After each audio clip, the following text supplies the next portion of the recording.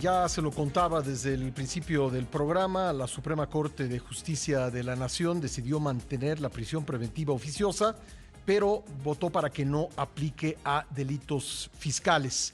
¿Cuál es el sentido exactamente de lo aprobado por los ministros de la Corte? Lo vamos a platicar con Javier Martín Reyes, investigador del Instituto de Investigaciones Jurídicas de la UNAM, con quien hablamos con mucha frecuencia aquí en el programa. ¿Cómo estás, Javier? Buen día.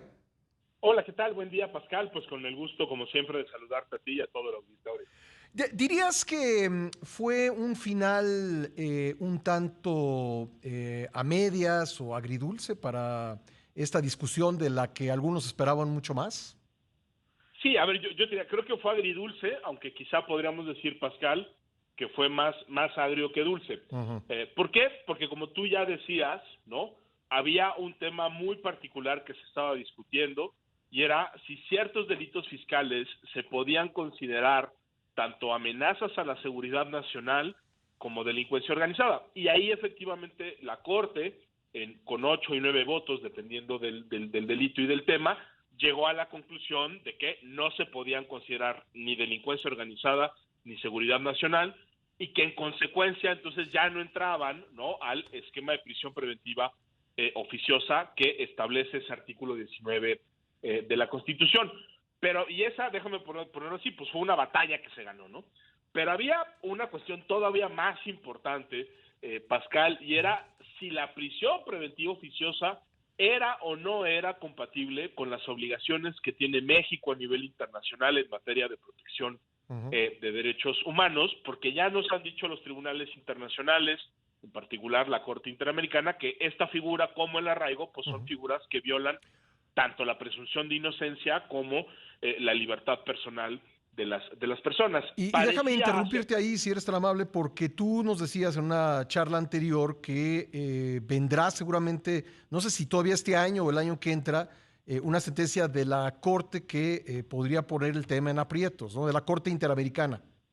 Sí, absolutamente, digamos, ese asunto sigue ahí. Yo creo que o a finales de este año, Pascal, el próximo mes o inicios del próximo, veremos una sentencia que yo creo que es indiscutible que será, o es altamente probable que va a ser condenatoria. Y déjame ponerlo así, Pascal, esta era casi la última oportunidad que tenía el Poder Judicial mexicano para demostrar que, cumpliendo con las obligaciones que le pone la propia Corte Interamericana, podía hacer algo con este tipo de figuras que violan derechos humanos. Y Ujú. lo que vimos el día de ayer, Pascal, pues es una decisión un poco paradójica, ¿no? Porque si uno hace las cuentas, sí parece que por lo menos 6 ministras y ministros, ¿no?, estuvieron de acuerdo con que esta figura violaba derechos fundamentales y que había que hacer algo.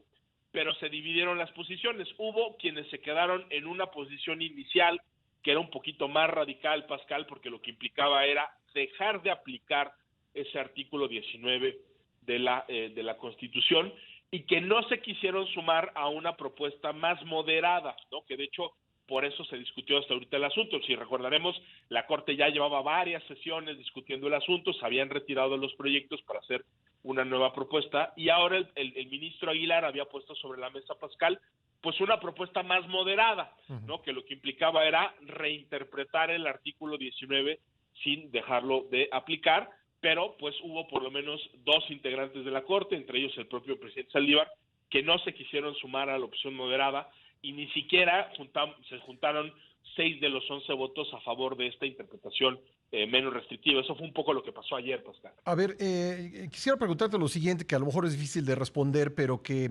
en todo caso alguien que conoce a profundidad estos temas a lo mejor puede encontrar indicios para responderlo. ¿Qué tanto sientes que la postura del presidente López Obrador sobre este tema influyó en la argumentación de algunos ministros? No, a ver, yo creo que sería, digo, como bien lo dices, no tenemos aquí, digo, hacer afirmaciones categóricas es difícil, Lo Pascal, sé. pero también es muy complicado, pues, pensar que ese contexto político no influyó. A Ujú. ver, en particular, yo te diría, aquí hubo ministros que estuvieron dispuestos a moderar su posición inicial para generar un consenso Ujú. y proteger los derechos. Ese sería el caso de la ministra Piña y del propio ministro Aguilar. Y luego hubo otros ministros, como Saldívar, cuya inflexibilidad, o déjame ponerlo así, ponerse muy puristas con su posición, le terminó haciendo juego a la posición del gobierno. Y eso es particularmente llamativo, Pascal, porque si hay un ministro que se ha dedicado y ya incluso ha presumido, ¿no?, dotes de conciliador y estar dispuesto a hacer interpretaciones de repente francamente creativas o insostenibles, es precisamente Arturo Saldívar. Te pongo un ejemplo. En el caso de la consulta popular que platicamos en su momento, Saldívar hizo una interpretación, bueno, así, lo más generosa posible a la propuesta de consulta del presidente para que fuera constitucional, ¿no? Y ahora que podía hacer una interpretación mucho menos exagerada, muy razonable para proteger derechos, se quedó con su posición inicial.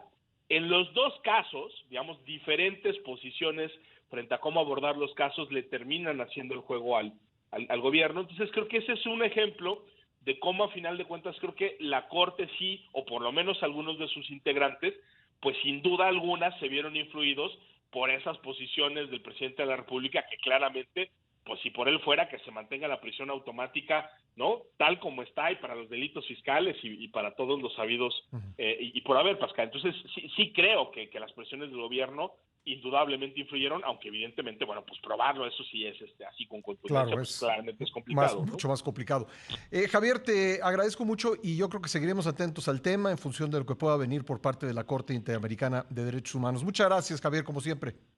No, hombre, para el contrario, Pascal, te mando un abrazo muy fuerte. Otro para ti. Gracias, Javier Martín Reyes, investigador del Instituto de Investigaciones Jurídicas de la UNAM.